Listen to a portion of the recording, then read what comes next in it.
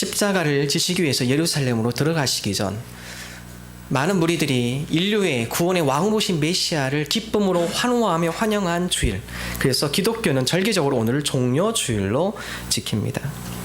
오늘 종려주일, 오늘 말씀에 보면 예수님께서 공생애를 마치시고 인류의 왕으로 메시아로 예루살렘에 들어가면서 많은 사람들한테 환호를 받으며 예수님께서 이동하신 이동수단, 그것은 나귀였습니다. 당시 장군들의 개선 행렬, 의리의리하고 웅장한 행렬입니다. 지금 우리 현시도 마찬가지지만 대통령들이 의전 행사를 한다든지 혹은 VIP들이 이곳에 왔을 때 의전은 화려하게 진행이 됩니다.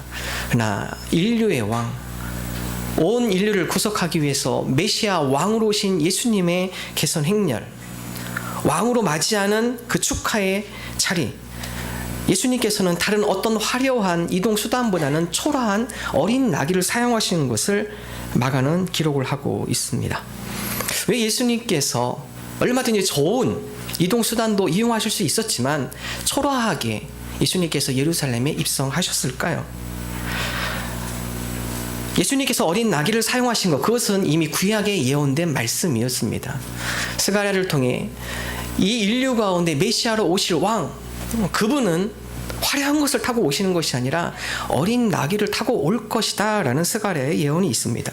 예수님께서 그 예언의 말씀대로 오늘 마가복음 11장 7절에 나귀 새끼를 타고 등장하십니다. 우리 함께 마가복음 11장 7절 말씀 함께 한 목소리 읽습니다. 나귀 새끼를 예수께로 끌고 와서 자기들의 겉옷을 그 위에 얹어 놓음에 예수께서 타시니. 어린 나귀, 거기에는 안장이 필요합니다. 제자들이 자기의 옷을 벗어서 예수님께서 편히 앉으실 수 있도록 안장을 만들어 줍니다. 그리고 스가랴는 9장 9절 다음같이, 스가랴 9장 9절 다음같이 구약의 예언의 말씀이 나오죠. 함께 한 목소리 읽습니다. 시온에 따라 크게 기뻐할지어다, 예루살렘에 따라 즐거이 부를지어다.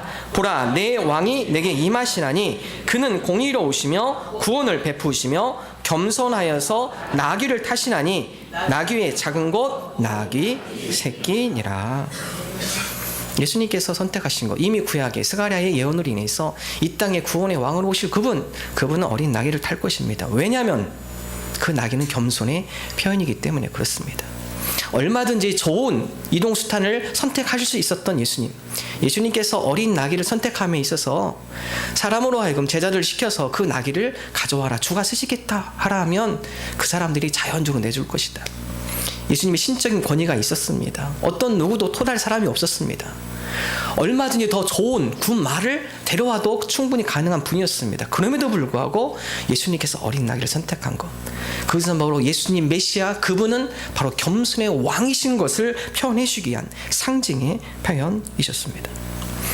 여러분, 겸손, 남을 존중하고 자기를 내세우지 않는 태도.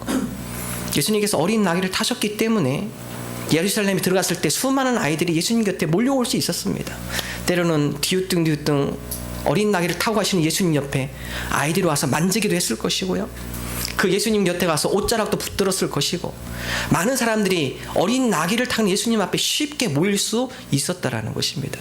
즉 예수님께서 나귀를 선택하신 것은 그 당시 많은 서민들, 예수님을 만나고 싶고 예수님과 함께한 그들과 가까이 가고 싶은 예수님의 배려의 마음, 이것이 바로 겸손의 마음입니다. 보통 일반 장군들이 타는 화려한 군마, 높이가 대략 한 2.5m, 몸무게는 500kg. 여러분, 그 가운데 접근하기가 쉽지 않죠. 일반 보통 장군들은 일반 사람들이 접근 못하도록 일부러 더 화려한 말을 탑니다. 그리고 많은 사람들이 우러러 볼 수 있도록, 가까이보다는 많은 사람들이 자기를 높일 수 있도록, 존경할 수 있도록 경배의 그런 상징의 모습을 가지고 등장하게 되는 것이죠. 예수님께서는 그 모든 것들을 내려놓으셨습니다. 그리고 우리와 더 가까이, 우리가에게 더 좋은 친구로서 다가가기 위해서 어린 나귀를 사용하셨다라는 것입니다. 3년 전에 저희 아이들과 함께 목장 체험을 간 기억이 있습니다. 당진에 가보면 태신 목장이라고 아이들 동물 체험하는 곳입니다. 들어가니까 입장료를 끊으면 쿠폰 한 5개 줍니다. 그래서 보통 TV에 보면 송아지 젖주기, 우유주기, 그리고 소 풀주기. 그래서 아이들이 기대를 가지고 갔습니다. 그래서 첫 번째 쿠폰이 송아지 우유죽이었습니다. 송아지 우유 주는데 이렇게 우유병을 줍니다. 저는 왜 이렇게 큰 우유병을 주는지, 보통 콜라 한 1.5리터, 2리터짜리 큰 우유병을 줍니다. 왜 이렇게 큰 거를 주나? 저희 큰애와 작은애가 두 개를 들고 서로 먼저 주겠다고 송아지 우유로 달려갔습니다. 저는 깜짝 놀랐습니다. 예, 세상에 그렇게 큰 혓바닥 처음 봤습니다. 그 우유를 대자 송아지가 혀가 확 나오는데, 예, 첫째는 비명 지르면서 주고, 예, 둘째는 그 우유병 집어 던지고 도망오고. 그 옆에 끝나고 또 하나 쿠폰이 있어서 보니까 황소 풀주기. 예, 그래서 이렇게 바구니에다가 풀을 좀 해서 황소 옆에 풀을 줄 수 있도록. 근데 황소는 더 놀랍니다. 예, 저는 예, 근처에 못 가겠더라고요. 예, 풀을 주니까 얼마나 큰 혀가 나오는지, 예, 팔뚝만한 혀가 나오는데 깜짝 놀랐습니다. 그래서 아이들이 주로 어디로 모이느냐? 그 옆에 염소, 양, 조그만 동물들, 거기 가 보니까 아이들이 모여 있어요. 예, 이게 저도 무섭지가 않아요. 예, 누구든지 가까이 쉽게 다가갈 수 있다라는 사실입니다. 그걸 생각해 보면서 예수님이 낙이 타고 등장하실 때 수많은 사람들이 쉽게 근접할 수 있습니다. 예수님 옆에 가까이 갈 수 있습니다. 예수님과 더불어서 친구처럼 대화를 나눌 수 있다라는 것입니다. 예수님께서 나귀를 타신 것, 어느 한 특정한 인물을 위해서 구원하러 오신 분이 아니라 온 인류. 예수님께서 마구간에 태어나신 이유? 화려한 궁전에 태어났을 때는 사람들이 접근하기 힘들죠. 그러나 마구간, 여러 가지 왜소한 곳, 어떤 누구도 쉽게 편안한 복장과 편안한 마음으로 다가올 수 있는 그곳에서 예수님께서 임재하셨고, 모든 인류 가운데 어떤 누구도 예수님께 다가올 수 있도록 그 모든 사람을 품으신 예수님. 예루살렘 들어가실 때도 역시 똑같은 모습으로, 겸손의 모습으로 예수님께서 들어가신 것을 마가는 기록을 하고 있습니다. 그 예수님 앞에 우리가 가까이 나가기를 원합니다. 예수님께서 우리에게 가까이 다가오시기 위해서, 우리에게 좀 더 친밀하게 다가오시기 위해서 종려주일 오셨습니다. 이 시간 그 예수님께 주님, 우리가 주님 앞에 좀 더 가까이 나가는 저희들이 되게 하여 주옵소서. 찬송가 90장, 예수님을 친구로 표현을 하죠. 예수님 저 멀리 있는 곳, 나와 동떨어지는 그런 곳 아닙니다. 내가 괴로울 때 쉽게 다가가서 나의 마음을 하소연할 수 있는 곳, 내 아픔을 쉽게 친구한테 얘기하듯이 쉽게 고민을 나누며 나의 슬픔과 아픔을 고백할 수 있는 분, 그분이 바로 예수님임을 찬송가 90장은 고백을 하고 있습니다. 주 내 맘에 늘 계시고 나 주의 안에 있어 저 포도 비유 같으니 참 좋은 나의 친구. 우리 2절 한번 해볼까? 2절. 내 친구 되신 예수님, 날 구원하려고 찬양해 봅니다. 내 친구 되신 예수님, 내 친구 되신 예수님, 날 구원하시려고 그 귀한 몸을 버리사 내 죄를 대속했네. 나 주님을 믿으며 그 손을 의지하고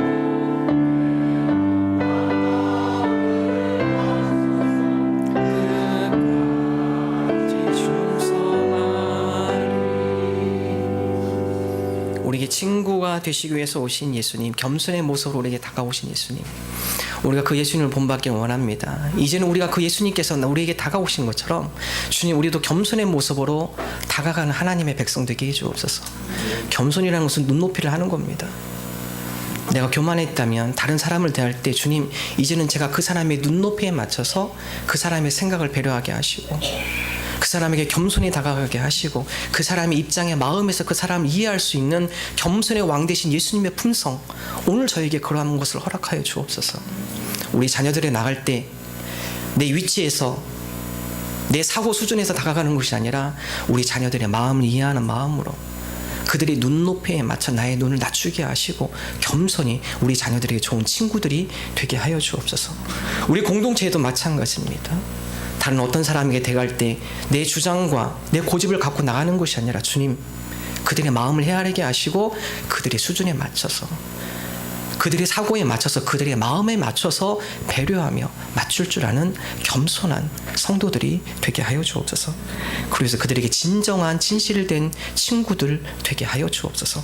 이러한 고백으로 나가는 저와 여러분 되시기를 주님의 이름으로 축원합니다. 두 번째, 오늘 말씀에 보면 예수님께서 나귀를 사용하신 부분에 있어서 아무도 타보지 않은 나귀를 예수님께서 사용을 하십니다. 2절의 말씀이죠. 우리 함께 한 목소리로 읽습니다. 아직 아무 사람도 타보지 않은 나귀 새끼에 매여 있는 것을 보리니 풀어 끌고 오너라. 예수님께서 선택한 나귀, 다양한 나귀가 있지만 그 중에서도 사용되지 않은 나귀, 오히려 그 나귀는 불완전한 나귀일 수 있습니다.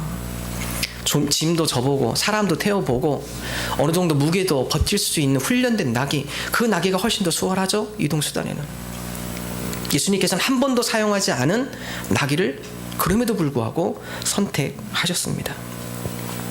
세상에 때묻지 않은 나귀, 세상에 빠져있지 않은 나귀, 세상 가운데 물들어 있지 않은 나귀, 예수님께서 그 나귀를 사용하셨다라는 것입니다.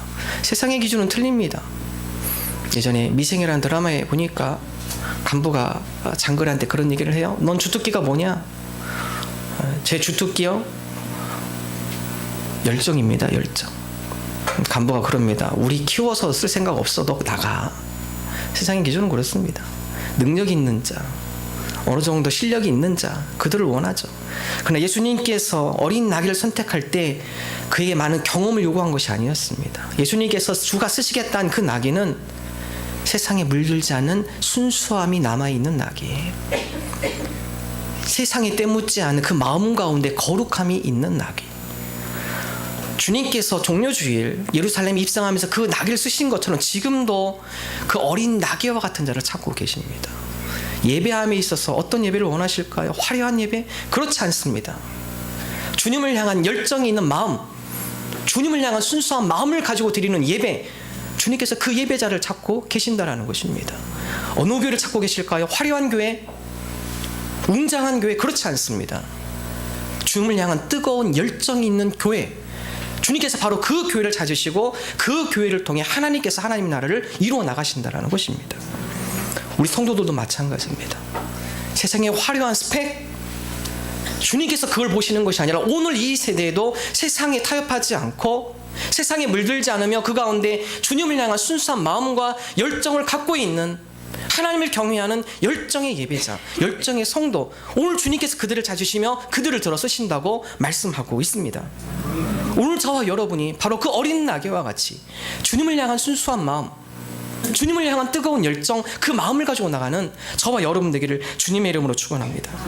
계시록 3장에 보면 라오디아 교회가 책망을 받습니다.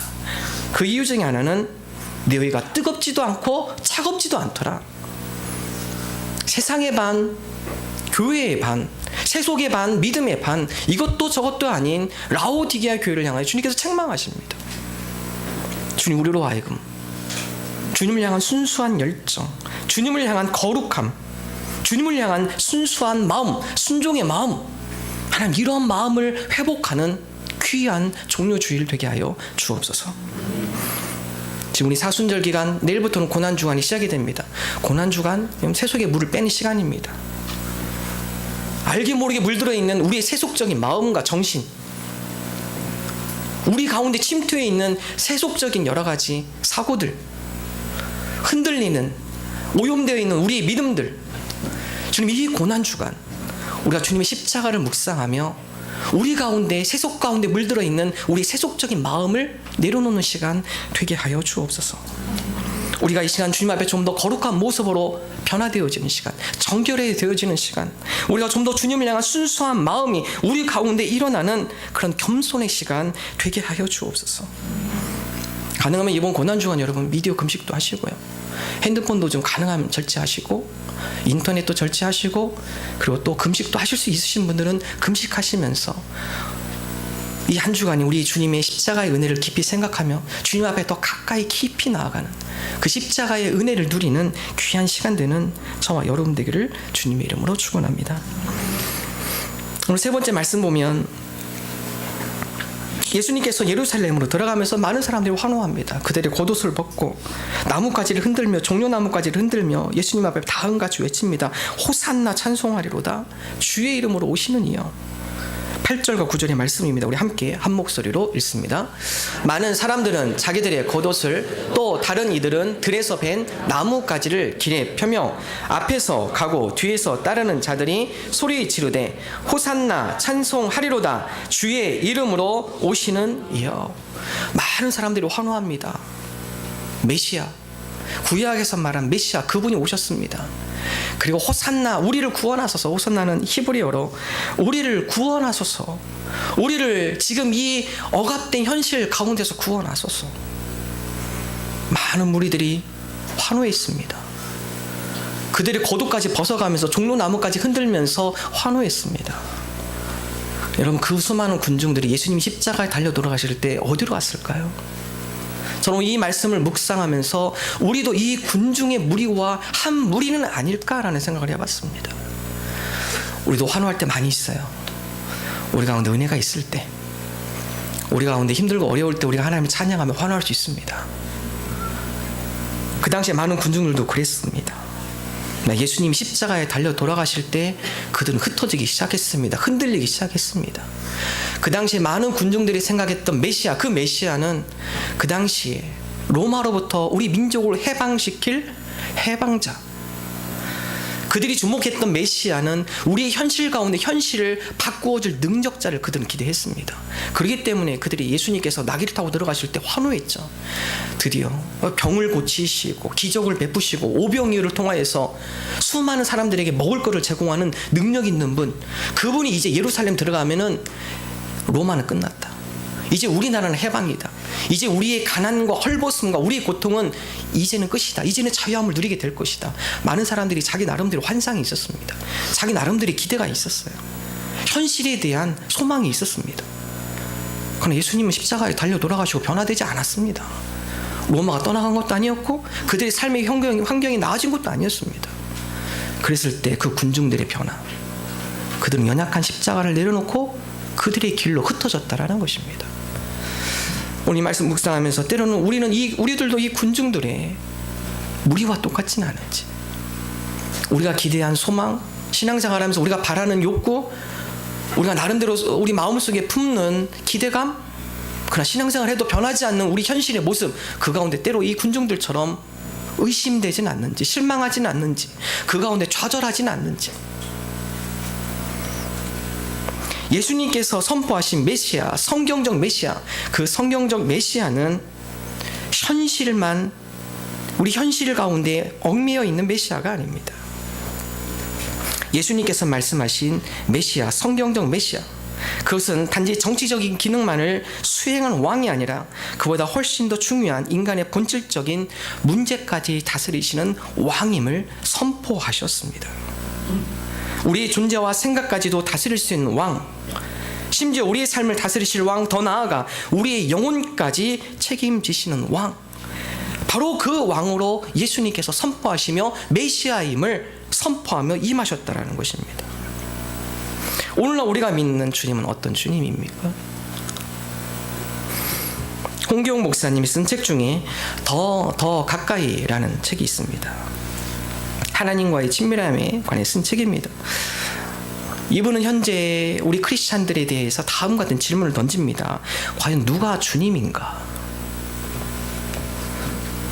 만약 당신 앞에 알라딘에 나오는 램프의 요정 지니가 존재한다면 당신은 누구에게 소원을 빌겠는가? 여러분, 누구에게 소원 비시겠습니까? 정말 지니가 있어서 여기다 알라딘 램프 딱 갖다 놨는데 문지르면 지니가 나와요. 요즘 확 나와요. 그래서 무슨 요구든 소원이든 세 개 다 들어줘요. 어떤 소원이든. 누구한테 소원 비시겠어요? 하나님한테 비시겠습니까? 지니한테 소원을 빌겠습니까? 이 목사님의 솔직한 고백, 마음이 흔들릴 것 같다. 와, 마음이 흔들릴 것 같다. 진짜 지니가 있다면, 그 지니가 딱 세 가지 소원 딱 들어준다고 약속만 한다면, 야, 아무래도 그쪽으로 마음이 갈 것 같다. 다음과 같이 얘기하면, 첫째, 지니는 문지르면 나오지만 주님은 간절히 기도해도 대답이 없으실 때가 많다. 침묵할 때가 많다. 그렇죠. 진리는 확실하죠. 예.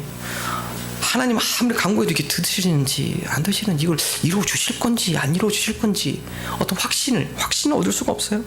두 번째, 진리는 어떤 소원이든 세 가지 소원을 말하면 다 들어주지만 주님께는 소원을 말하면 내가 잘못 말하진 않았나, 내 소원에 문제가 있진 않나 고민하게 된다. 기도하고 나서도 왠지 마음이 좀 걸릴 때가 있죠. 내가 내 욕심대로 구한 거 아닌가? 근데 진이는 그런 거 안 물어봐요. 그냥 야, 네가 원하는 거 다 해. 얼마나 편합니까? 세 번째, 진이는 소원을 들어주고 램프속으로 사라지지만 주님은 늘 내 곁에 나를 지켜보고 계신다. 힘들어요. 예. 그런 마음인데 사람들은 다 진이 쪽으로 치우칩니다. 우리의 신앙이 그럴 수 있다는 사실입니다. 우리가 믿는 믿음이 하나님을 그렇게 진이로처럼 생각하며 믿고 있진 않는지 한번 되돌아보십시오. 좀 더 구체적으로 얘기해 볼까요? 로또 100억하고 믿음하고 뭐 하시겠어요? 많은 분들 100억 하실 거려? 나 100억 주면 나 믿음 없어도 돼? 하실 수 있습니다. 우리 진정한 믿음의 대상이 무엇인가? 100억인가?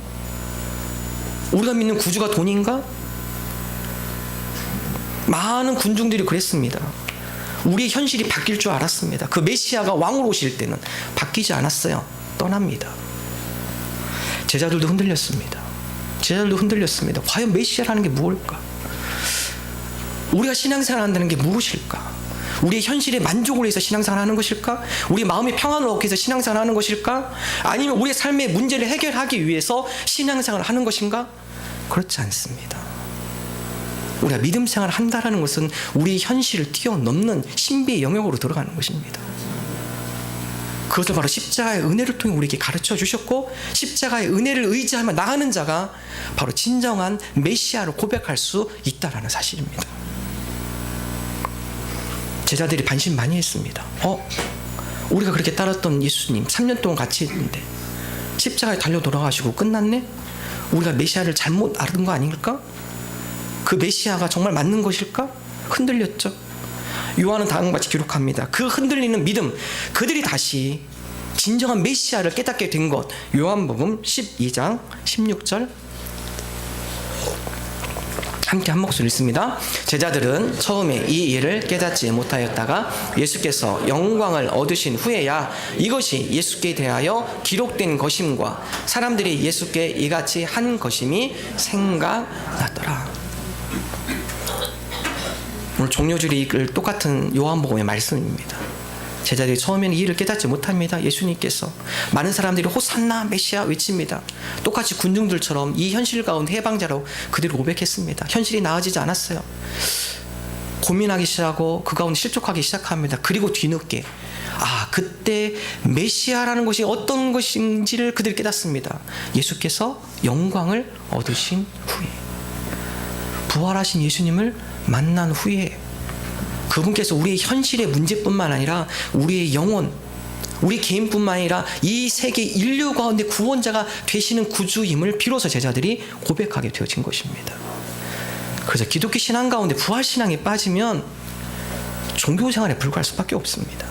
내 마음이 위로를 얻는 시간, 그냥 와서 내 답답한 것을 하소연하는 시간.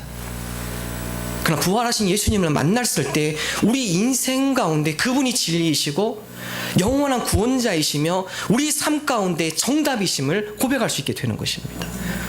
이것이 지식으로 되지 않는다라는 것이죠. 요한은 다음과 같이 고백합니다. 요한복음 14장 26절의 말씀 함께 한 목소리 읽습니다. 보혜사 곧 아버지께서 내 이름으로 보내실 성령, 그가 너희에게 모든 것을 가르치고 내가 너희에게 말한 모든 것을 생각나게 하리라. 그런 십자가의 은혜가 지식으로 안 돼요. 내가 믿으려고 해도 믿어지지 않아요. 요한은 아주 고백하죠. 내 이름으로 보내실 성령, 그분께서 우리 마음 가운데 깨닫게 해주실 때, 그래서 십자가의 은혜를 깨닫는 것은 우리의 노력과 우리의 지식과 우리 이성으로 되는 것이 아니라 전적인 하나님의 은혜입니다. 성령님, 이 시간 내 마음 가운데 고백되지 않는 십자가의 은혜, 내가 그 십자가의 은혜를 깨닫고 싶습니다. 주님께서 왜 이 인류 가운데 구원자가 되시는지 제가 그것을 믿음으로 고백하고 싶습니다. 이론적으로 안 돼요.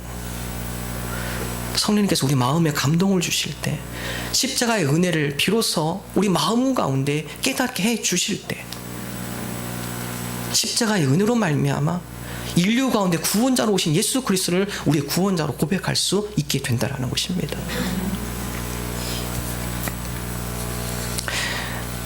예수님의 십자가의 처형, 예수님의 마음을 누가 가장 잘 알까?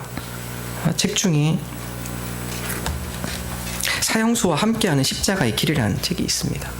5명의 사형수, 사형의 집행을 받고 사형의 판결을 받고 하루하루 살아가시는 분들, 아마 이 세상 살아가는 삶 중에서 가장 힘들어하지 않을까요? 목숨은 붙어있지만 하루하루가 살아있는 삶이 아닙니다. 이분들이 이야기에 의하면 그냥 죽어있는 삶, 하루하루 사는 것이 죽음의 삶임을 고백을 하고 있습니다. 그런 가운데 이분들이 기독교를 접하게 되고 그 죽음을 기다리면서 십자가의 길을 묵상하며 십자가가 나에게 어떤 의미일까? 그들이 다음 같은 고백을 썼습니다. 사형수의 삶은 매 순간 좌절하고 넘어지는 희망 없는 삶입니다. 잠을 자고 밥을 먹고 책과 텔레비전을 보고 소소한 기쁨과 행복, 고독과 두려움을 느끼는 일상의 삶에서도 마음에 크게 자리 잡고 있는 죄의식이 커다란 걸림돌이 됩니다. 죄의식 때문에 누군가가 바라보는 것에도 부담을 느끼고 어떤 처우에도 불평, 불만이 생기고 예민하게 반응해 다른 이에게 피해를 줍니다. 누군가에게서 관심과 도움, 사랑을 받는 것도 쉽지 않습니다. 반대로 작은 희생과 작은 나눔을 하려 해도 제 머릿속엔 넌 사형수야 라는 환청이 들려 자멸감에 빠지게 됩니다. 죄의식은 무엇 하나 마음대로 할 수 없게 하는 마법처럼 생각과 몸을 움직이지 못하게 합니다. 어두운 마음에 죄의식만 가득 차 있기에 비참할 정도로 넘어지는 일들이 다반사입니다. 이런 저에게도 예수님께서는 손을 내밀어 저를 일으켜 세워주셨습니다. 이분은 십자가를 만나신 분입니다. 자기 힘으로 할 수 없는 것, 자기 능력으로 벗어날 수 없는 죄의식, 상대편이 용서했다고 해서 이 사람의 죄의식이 없어질까요? 그렇지 않습니다. 감옥 가운데 자기를 짓누르고 매일 하루하루 삶이 죽음의 고통같이 살아가는 이에게 다가오신 예수님, 그분 분명 십자가의 은혜를 누리신 분이에요. 그럼 이 사형수 뿐이겠습니까? 오늘 우리에게도 마음으로 짓는 수많은 우리 마음속에 일어나는 살인들, 마음속에 일어나는 미움들, 우리 스스로 해결할 수 없는 수많은 죄악의 모습들, 이 고난 중에 우리가 십자가의 은혜를 묵상하며 십자가의 능력을 의지하며 주님, 내 힘으로 할 수 없는 것들이기에 내가 내려놓습니다. 이 시간 내 힘을 뺍니다. 그 십자가의 은혜가 나를 사로잡아 주시어서 내 마음으로 용서할 수 없는 일을 용서하게 하시고 받아들일 수 없는 자들 받아들이게 하시며 겸손한 모습으로 그들에게 다가가는 이번 고난 중은 한 주간이 내 힘을 빼고 그 가운데 십자가의 은혜로 채워지는 놀라운 능력의 시간 되게 하여 주옵소서. 우리가 이러한 믿음으로 고백하며 나가는 저와 여러분 되시기를 주님의 이름으로